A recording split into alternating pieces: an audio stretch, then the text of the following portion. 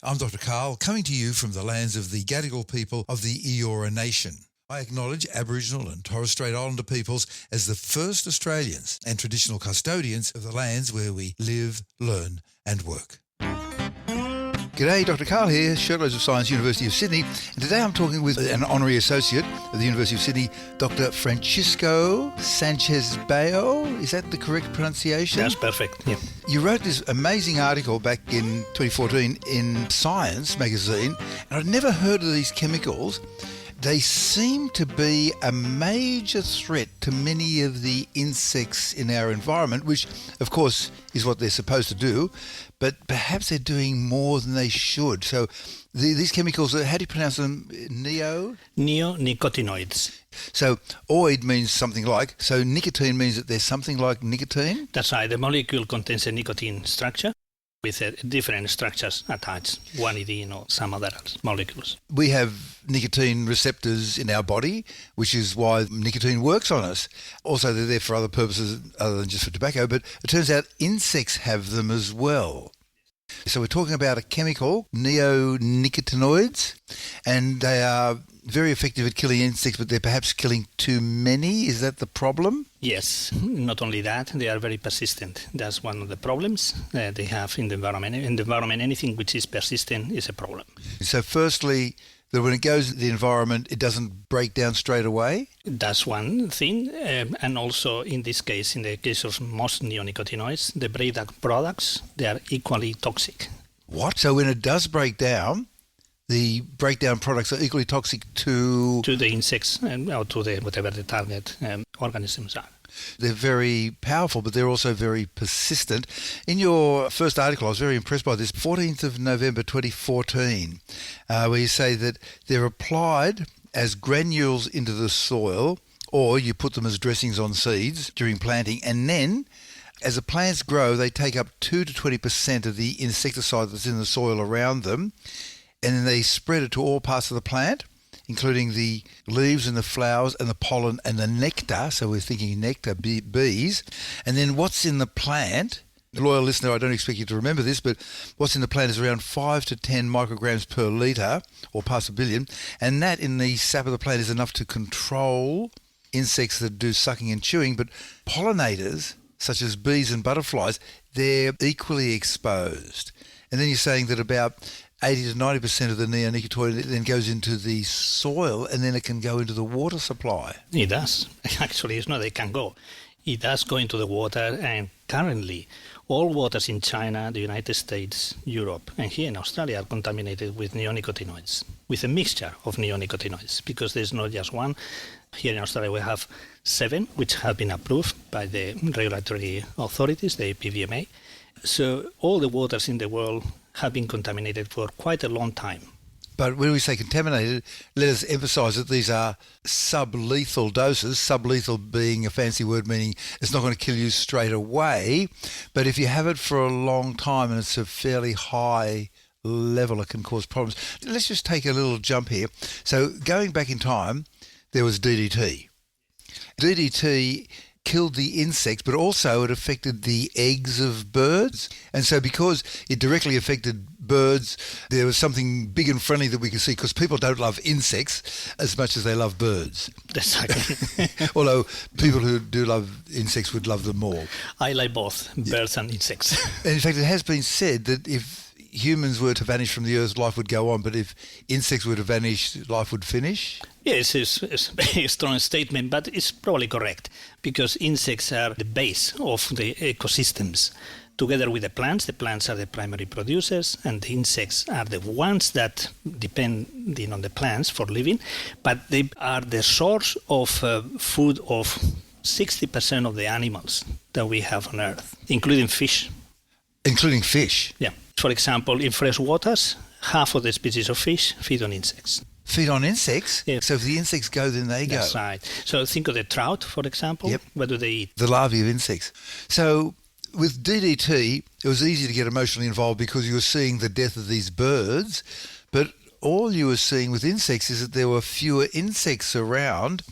In one of the articles you talk about the reduced numbers of insects found on windscreens over time. Yes, it's not me that I found that. It's just many people, and it's an experience we all have. For example, that put that example in some of the interviews. It's just a common experience of most people. You travel west in New South Wales, for example, in summer. These days, it's very few insects that come into your windscreen. 30 years ago, when I started doing research in those areas, in the Macquarie Marshes and so on, you had to stop at the petrol stations, not just to refill with petrol, but also to wipe the windscreen because it was completely splattered with insects, dead insects.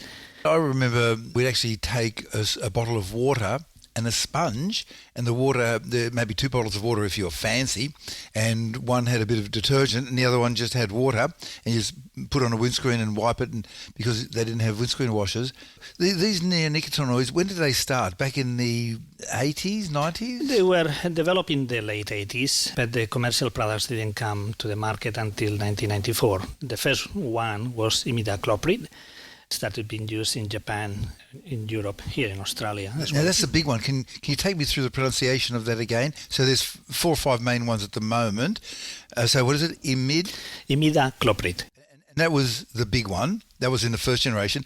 And then we've had more in the second generation of neonicotinoids. Yes, they are hard names to pronounce. Thiomethoxam, clothianidin, thiacloprid, acetamiprid, and a few others. They affect the central nervous system of the insect. So they don't really affect us, even though we've got nicotine receptors in our bodies. But they affect the central nervous systems of insects. And what do they do to the insects then? The neonicotinoid receptors, which are embedded in the membrane or the neurons, are made of 5 different subunits, which are proteins. So there's 5 different protein subunits for these receptors. And by the way, just a bit of background for the loyal listener, drugs and hormones normally work on the lock and key kind of metaphor or simile or example, where if the key fits exactly in the lock, then something happens. And so on a cell, you've got thousands of different types of receptors, not just thousands of receptors, but different types. And if the chemical fits exactly in the receptor, then something happens inside the cell. That's right. It's a very good analogy. So the neonicotinoid, it just mimics the neurotransmitter acetylcholine. Acetylcholine is a very common neurotransmitter that attaches not only to the nicotinic receptors but also other receptors. The function of the neurotransmitters is to produce an electric impulse on the neuron. And then, depending on the organ where the neuron is functioning, it will produce a different effect. It may be something with the sound or with the vision or with the muscular activity or whatever. By mimicking these neurotransmitters, what we are doing is, with the neonicotinoids, is producing electrical impulses in those neurons where the nicotinoid attaches. Now, the difference is the normal neurotransmitter, acetylcholine, acts like a finger when you press a PowerPoint. You just press the button and then release. This one's not. You press the button and get stuck. The finger gets stuck there. It's an irreversible binding. So it doesn't press the button and jump off again, it stays there. And then what happens is, just imagine, for example, that you have a house and someone rings the bell, right? It rings the bell once, that's fine. You know that someone at the door. But if someone presses the button and stays there, the bell is ringing until you get mad. Yes. Just go there with a hammer and bust whoever is outside. So that's what happens with the neonicotinoids. By lodging into that receptor, they are producing a constant electric impulse, which obviously is not going to last forever because the energy or the neuron will run out of energy, and the neuron probably will die of exhaustion. And that's the effect that all the neonicotinoids have. It probably kills neurons. You wrote a paper called Are Bee Diseases Linked to Pesticides? ? A brief review in the journal Environment International. Can you give us a bit of a summary? Because we've had a thing called bee colony collapse. As you mentioned before, so the concentrations of these chemicals in the environment are sublethal. It means that to produce a lethal effect, you need to have a constant exposure for a long time. That can happen. It happens many times. But most of the time, it's just sublethal effect, which produces all these effects depending on the neurons that have been affected. And we know in the case of bees, the neurons that are affected are the ones of the olfactory sense. Oh, for the sense neurons, of smell, yep. And the sense of smell as well as the sense of direction.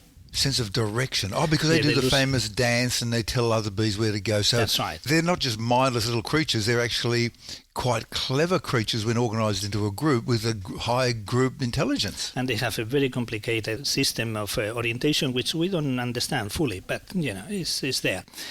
Thus, sublethal effects affect these bees that way. So many of them don't return simply to the colony after they go out to fetch nectar and pollen. Part of the colony collapse effect is that the bees disappear simply because they get lost or they die somewhere else. They don't come back to the colony. It was a mystery why this was happening. And because also when researchers tried to analyze the residues of these chemicals in the bees, they couldn't find them. And couldn't find them because chemical is metabolized quite quickly in the bees. But it's metabolized to metabolites, the other molecules which are equally toxic as the parent compound. So it gets broken down into other chemicals which are equally toxic. Yeah. That sounds like a bummer. So that's one of the effects. But of course, in the case of the bees, it's very difficult to demonstrate those things. Once, because they cannot be analyzed properly, or they cannot be found. Secondly, because the bees that have been affected badly, they don't come back to the colony. So you can't analyze them. So it had to be done in experiments in the labs. And of course, when this thing happened, the chemical companies always and they defend their products and they deny any information, any research that comes from the labs, saying what happens in the lab is not what happens in the environment. To a certain extent, that's true. But in this case, to understand the mechanism and to understand how these chemicals affect the bees, you have to do laboratory experiments. There's no other way. Would you say, many years ago, would you say that neonicotinoids have got a zero effect, 100% or somewhere in between on colony collapse disorder? Something in between, yeah. Well, that's bad. Yes. Yeah, it's something in between because there are many other effects. One of the effects I didn't mention before, so I only mentioned the direct effects that they have in the neurosystem or the olfactory or the direction. It appears that they also affect the immune system. You mentioned that. Now, this is interesting, loyal listener. I never really thought that a bee would have an immune system, but of course it has to. Everything has to have an immune system so that it protects itself and fights off what can attack it. That's right. By affecting the immune system, what happens is that it makes the bees and other insects more susceptible to diseases, whether they are viruses or infection with parasites, such as the varroa mite. So there's an interaction there between the chemical exposure and the parasites and the viruses which affect the bees. So the bees that are exposed to these chemicals are more susceptible and they suffer the consequences of all these diseases, and that's part of the problem.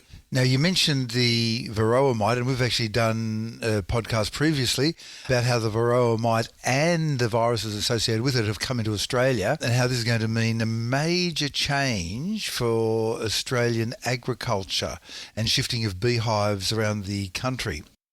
Now, you wrote another paper here called Neonicotinoid Contamination of Global Surface Waters, an Associated Risk to Aquatic, that means in the water, invertebrates, creatures without a spine. So fish have got a spine, so it's not them. Once again, in Environmental International. And I suddenly thought, wow, a bee might come along and just get a mouthful of neonicotinoid, but fish live in it all the time and it's always in the water around them. We'll talk a bit about that. Yes, not only fish, but also all the larvae of aquatic insects, which are many. For example, dragonflies, caddisflies, all these are aquatic insects. Mosquitoes as well. That's the problem. And the problem is the chronic exposure. The chronic long-term exposure, just day in, day out, exactly, for their whole life. Yeah, that chronic exposure, as I said, is not just to the parent compound, it's also to the metabolites.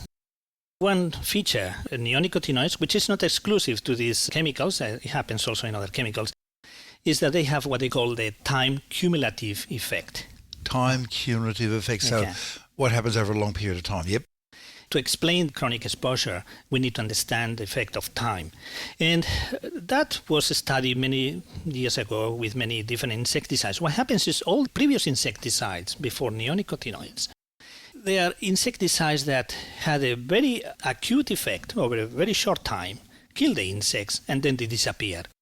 they were eliminated or because they broke down, but they never had that long-term effect. So the previous generations would come and then go. Where did DDT fall into that category? It falls there as well. Oh, really? Right. So DDT would cause terrible effects, but then it would vanish out of the environment. Slowly, but it would eventually vanish. Yes. Let's put DDT a bit aside because it's a bit of an unusual chemical. But let's talk about organophosphate and carbamide esters, pyrethroids, and many of these insecticides, which are the common insecticides that farmers have been using for more than 40 or 50 years, right? They vanish after a while. So they don't have that long-term effect. Now, the neonicotinoids are different for two reasons. One, because they had this time cumulative effect, because they are persistent. And the second is because they are soluble in water. They're soluble in water. Right. Most of the previous insecticides have very little solubility in water.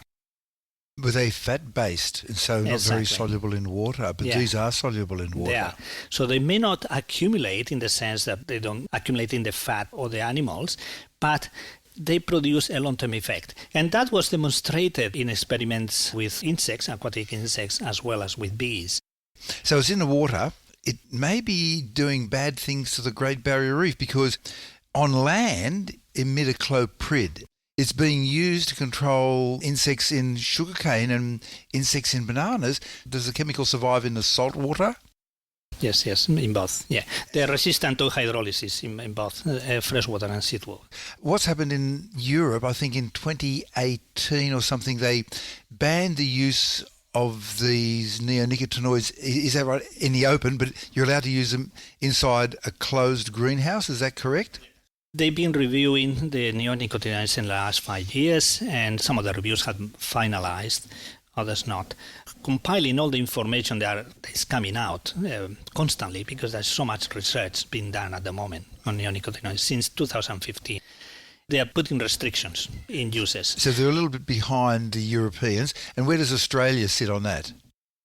The APVMA, which is the authority that regulates the pesticides, veterinary and pesticide medicines authority.